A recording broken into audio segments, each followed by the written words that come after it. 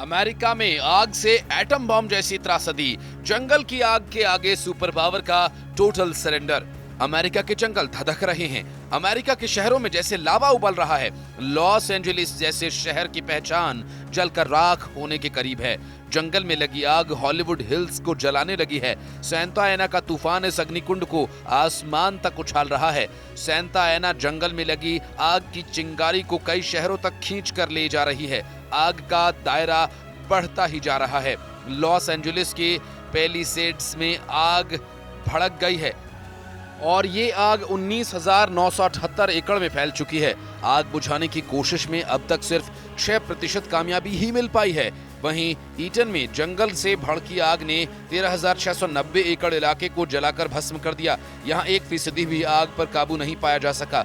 Hearst के जंगल में लगी आग से 771 एकड़ इलाका जल गया, जबकि यहाँ 37% आग पर काबू पा लिया गया।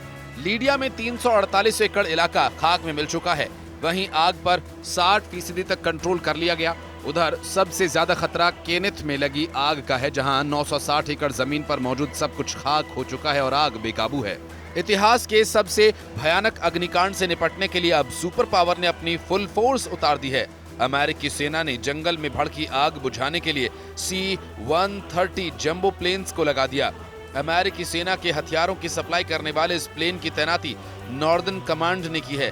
नॉर्दर्न कमांड के मुताबिक नेवादा और कोलोराडो से भी मदद ली जा रही है और फायर फाइटिंग सिस्टम से लैस यूएस एयरफोर्स को इसलिए भी लगाया गया कि इस आग की तबाही को परमाणु तबाही कहा जाने लगा है। लॉस एंजलिस के शेरिफ रॉबर्ट लूना ने कहा कि काउंटी के जंगल की आग के ने इलाके में परमाणु बम फटने के एहसास करवा दिए और एक तरफ आग से हाहाकार है तो दूसरी तरफ अमेरिका में जुबानी शोले बरस रहे हैं। नए चुने गए प्रेसिडेंट ट्रंप ने प्रेसिडेंट बाइडेन और लॉस एंजलिस के मेयर पर जुबानी हमले तेज कर दिए। ट्रंप ने लॉस एंजलिस के गवर्नर गेविन न्यूसोम को जमकर खरी खोटी सुना दी है। LA fire chief Kristin Crowley ने जानकारी दी कि वेस्ट हिल्स में 60 से ज्यादा फायर कंपनीज आग बुझाने में जुटी हुई हैं। हालांकि रेस्क्यू मिशन में भी हादसे सामने आ रहे हैं। जंगल में भड़की आग बुझाने में लगे अग्निशमन विभाग के एक हेलीकॉप्टर से ड्रोन टकरा गया। CNN की रिपोर्ट के मुताबिक इलाके में ड्रोन उड़ाने की इजाजत नहीं थी। विकराल होती आग के खौफ के बीच गनीमत की एक जानकारी ये भी आई कि सनसेट इलाके में लगी आग पर पूरी तरह से काबू पा लिया गया। आखिर हर साल अमेरिका को आग से इस रौद्र रूप का सामना क्यों करना पड़ता है?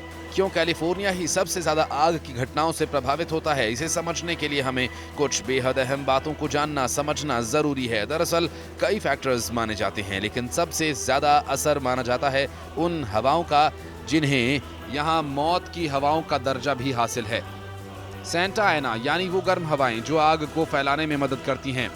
कैलिफोर्निया के शुष्क और गर्म मौसम में ये हवाएं और भी घातक हो जाती हैं।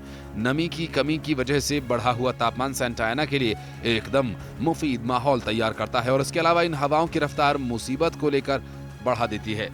ये हवाएं शरद ऋतु के शुरुआती पड़ाव पर चलती हैं।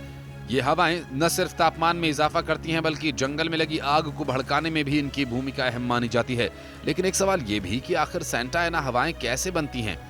विज्ञान कहता है कि सैंटा एना हवाएं तब बनती हैं जब कैलिफोर्निया के और ग्रेट बेसिन क्षेत्र में एक हाई प्रेशर सिस्टम विकसित होता है।